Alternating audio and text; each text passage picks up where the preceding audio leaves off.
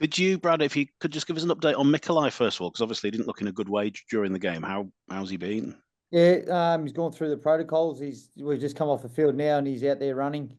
So he's just ticking the boxes off as we go. But he'll be good for next week, mate. So he's recovered pretty well.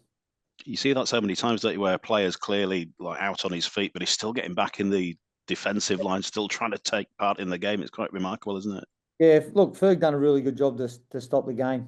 Get out there and put Mikulai's safety at the forefront. But yeah, but everything's been positive. How much of a blow is his absence in particular this week? Oh, look, anytime you get an injury, like I said, we're worried about his health, but it just gives an opportunity to Cooper now. Cooper will start, and he missed out last week, so it gives him his chance. And he didn't come over here not to play, so this is his opportunity to try and cement a spot. What can we expect to see from Cooper Jenkins? He's got a good, strong carry.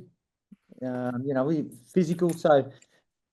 Look, he's had a bit of a disjointed preseason. He got an injury and then he got the head knock, so he's been in and out a little bit. So we don't want to put too much pressure on him, but he'll look to try and get us close to that 20-minute mark and be hard to handle when he carries the ball and be aggressive with his line speed and work hard and get a second stint in the second half. But if he can just do that and be earn the right for us to play a little bit of football, that'll be good enough for his first hit out. Can we expect any other changes for Saturday? No, it's just oh, Jared's back. Oh, Jared's back as well. I mean, would you say you've missed him? I mean, I know it's only one game, but would you say you've sort of missed a bit of his exuberance? Oh, look, he's a good player to have. Look, I don't think there was anything wrong with our effort or physicality last week. And most of what we did in the game, I thought was pretty good. We just got a few things wrong, and the things that we got wrong were big things and costly, and then our reaction to them. But Jared will provide that bit of impact and energy. But look, I didn't think our bench didn't provide any of that last week. They played some good football. They scrambled well. We got held up over the line 3 times. We only missed 12 tackles, so we've done a lot right. But the things that we got wrong ended up being pretty costly. We every time we're able to drag them into 4 or 5 consecutive sets, we got on top and with either a penalty or an error. But we just lacked a little bit of composure. And I think at the scoreboard, pressure and the time on the clock maybe played a little bit of its into us mentally. A bit chasing the game too much when we didn't need to. So, if it was the technical aspects of the game that you were more disappointed with, how do you address that during training? Well, it's just we've gone through it during the week. We showed obviously a couple of those tries and what we did wrong defensively. We just weren't on the same page, but we don't want to be spooked and not because we've defended well and up until that point. So once we were able to address it at half time, the boys fixed it. So that was the pleasing thing. They were able to fix it and we gained the confidence out of that. But yeah, we just a couple of wrong decisions and guys trying too hard to do it on their own. And then, we weren't on the same page in a couple of those shifts, which hurt us. And, then they got a try for a kick try where we made an error. We need to be better than that. You can't afford to give up easy tries like that. And then just with the ball, I felt like everyone tried too hard to make the big play instead of just being patient, trying to grind it out, being comfortable while we're uncomfortable. Do you put it down to early season rustiness? Oh, it's still part of our growth as a team. Like we wanted to play for 80 minutes and still at the 80th minute, we're trying hard, we're trying to win, effort was there, we're still physical. And we won the second half, we're able to fix what we got wrong for that 10-minute window in the first half. So, that was the main thing I wanted to do is make sure we're an 80-minute team and we got to continue to be that. But part of our growth is, like when we're under a bit of pressure or things aren't coming easy, how do we stay in the contest and keep our composure and patience and not worry too much about the scoreboard and just let our game unfold and see what happens when we get to the end of the clock. Is Ethan Clark-Wood moving closer towards possible involvement? We've got a hit out for our guys that aren't in the team, against Hull today, so we'll get a good close look at him. But yeah, we'll have to wait and see. We will. Just on Salford, obviously, they've had a bit going on behind the scenes. How do you think that might affect them come Saturday? I think that sort of stuff in sport galvanises teams and groups. So we're expecting their best team with their best effort at home. And that's the way we've prepared. That's what we're going to get. We haven't really discussed it or talked about it too much, but like the way we've prepared is around they're going to, first home game, their best team, and they'll be galvanised. And that best team had a week off last week as well, didn't they? Yep.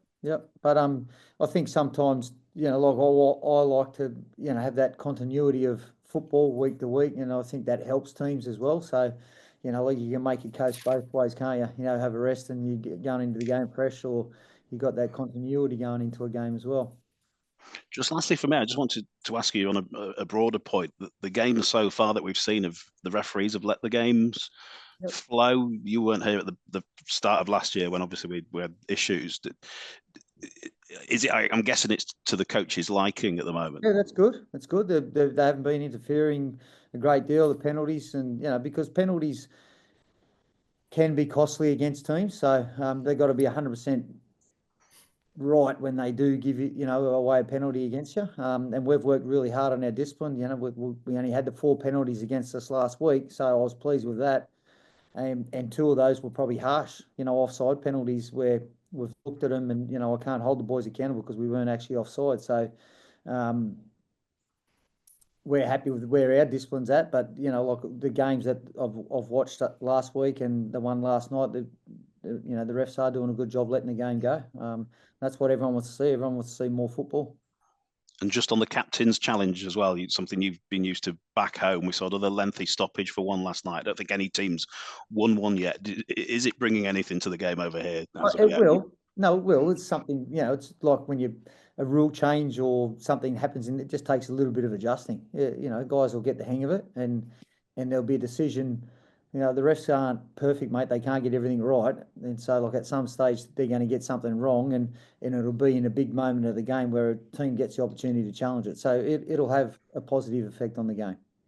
Just briefly, has it been hard to prepare this week for Salford with their squad situation, or did you expect all along that they'd be full strength? Well, we prepared as if they were going to be at full strength, and obviously they had 1 or 2 injuries that we knew weren't going to be there. But overall, what we prepared for is the team that they've put out.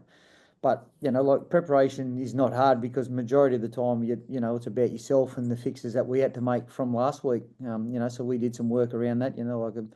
When we're getting stuck out of red zone, what's our mentality around how we get the ball to the other end of the field, and just being a bit calmer and patient. When we've gone 4 or 5 sets in a row and we get force an error or we get a penalty, it's that composure we show on the next set. And we've obviously had to do a little bit of work just making sure we've got that confidence still with our defensive line. Sounds like you think you weren't too far off last week. It's sort of tinkering rather than needing to do anything too different. We need to play better, but there was lots of good things in our game.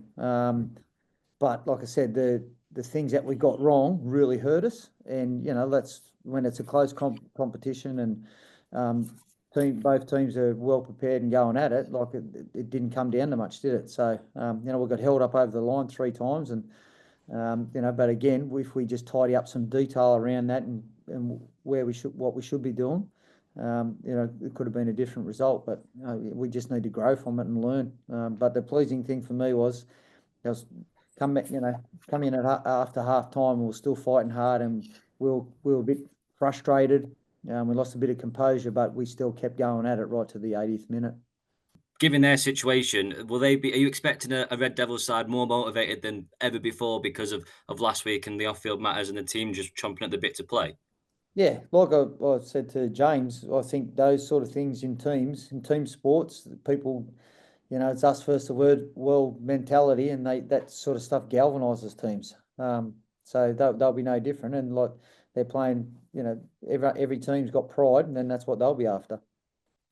And I have to ask, and I almost apologise for it, but there was some reports down under this morning about your future and about those above at Leeds Rhinos that happy with you, that they're willing to offer a decade sort of contract for you. I mean, is there anything you can say on that, or just your future?